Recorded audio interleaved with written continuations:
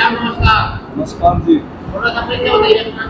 भाई मेरा नाम रणधीर है, धीरे पवाना से ही। और ये दादा भैया का जो भंडारा होता है हर साल, किस तरह का भंडारा कर रहे हैं? ये भंडारा दादा भैया का होता है। ये हमारे पूरे गांव की एक पहचान, एक धरोहर है हमारे दादा भैया का। हमने राजनीति का कोई वो नहीं है, दादा भैया का वो हर साल होता है। यहाँ कम से 15-17 हजार आदमी हर साल यहाँ भंडारा लेते हैं। ये आपको क्या लगता है? ये भाई साहब हमारे दादा भैया का भंडारा होता है, 14वां भंडारा है। और ये देसी घी का भंडारा होता है। इसमें 36 बिरादरी इसमें हिस्सा लेती है। और हर साल कम से कम भी 10-12 हज़ार इसमें आदमी शामिल होते हैं। और बहुत ही उमंग का और एक बहुत अच्छा माहौल इसमें बना रहता है। एक बात बताइए, ये जो पैसा लगता है ये कहाँ से आता है? ये पैसा देखो गांव का हर गरीब अमीर सब दे के जाते हैं और उसी से ये हमारा भंडारा होता है। सब इसमें डोनेट करके जाते हैं। आप कुछ करा रहे हैं भाई? हमारे बड़े बैठे हैं, हमारे ताऊ जी बोल रहे हैं। पाटिल जी नमस्कार। नमस्कार सर, मेरा नाम मास्टर जय भगवान है। मैं बौना गांव का वासी हूँ, रिटायर्ड टीचर हूँ। सर जी, ये आज किस तरह का क्या भंडारा है? देखिए, हमारे यहाँ जब बरसात नहीं होती थी उसमें हम शक्कर चावल का भंडारा शुरुआत की गई थी, हमारे पूर्वजों ने की थी। उसके बाद चावल और बूरा चला। उसके बाद जब नौजवानों का सहयोग मिला तो इसमें हलवा और पूरी सब्जी का भंडारा शुरुआत की नौजवानों ने। जब से नौजवानों ने की है, 14वां भंडारा है। नौजवान पूर्वजों का जी, बहुत हमारी याद से बहुत पहले। हम तो छोटे छोटे बच्चे थे तब शक्कर चावल खाते थे। मेरी 76 वर्ष है एज। हाँ जी, 76 तो नहीं, हाँ उससे पहले का ये भंडारा चल रहा है। ये इंद्र देवता को खुश करने के लिए ही ये भंडारा होता था, पहले हवन करते थे। और ये हमारा जो दादा भैया है, ये भूमैया है। ये भूमैया है जो हमारे गांव का वास हुआ यहाँ पर। तो उससे पहले हमारे पूर्वजों ने यहाँ हवन किया था। फिर जब वे यहाँ परमानेंट बासिंदे बन गए, उन्होंने अपने मेहनत से उस टाइम पर चुनने का बनवाया था ये छोटी ईंटों का। और जब हमने होश संभाला, हमने भी हम उछलकर बैठते थे, इतना ऊंचा बैठिया होती थी श्याम चीज की। उसके बाद इसका जीर्णोद्धार भी कई बार परिवर्तन जीर्णोद्धार होता रहा।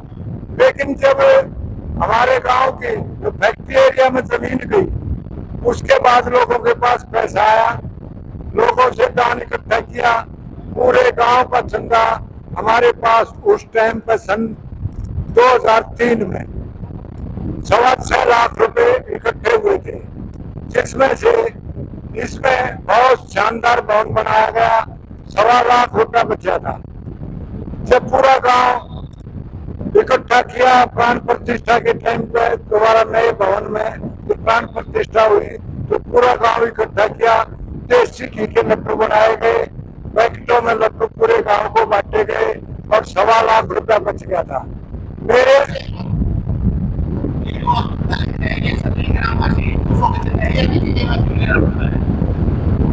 इस दादा भैया के लिए सब कुछ न्यौछावर है सबका। वो इतना खुश होकर देते हैं कि दादा भैया में जो दान आया था उसमें से 5 लाख तो गौशाला में दान दिया है दादा भैया कमेटी ने, यानी पूरे गांव ने। वहां गौशाला में बोर्ड लगाया गया, समस्त ग्रामवासी द्वारा दान किया गया दान गौशाला में। इसके दादा भैया कमेटी ने